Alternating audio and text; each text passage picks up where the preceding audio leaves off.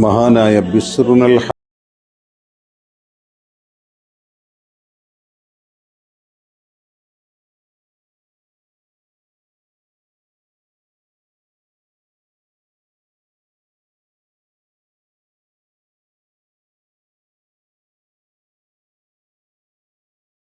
സാധാരണ ദുനിയാവിന്റെ ചിന്തകളും ആ ഐഹിക സുഖങ്ങളും അതിന്റെ പ്രമത്തതയും ഉണ്ടായിരുന്ന ഒരാൾ തന്നെയായിരുന്നു ബിശ്റുൽ ഹാഫി.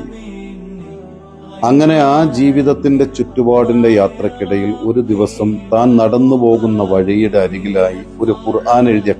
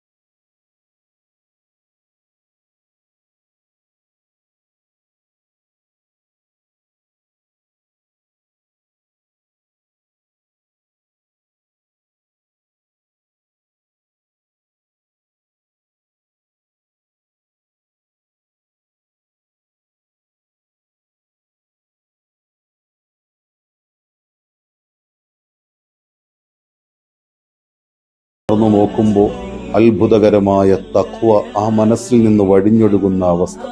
വല്ലാത്തൊരു ദാഹം, ഒരിക്കലും തീരാത്ത ദാഹം.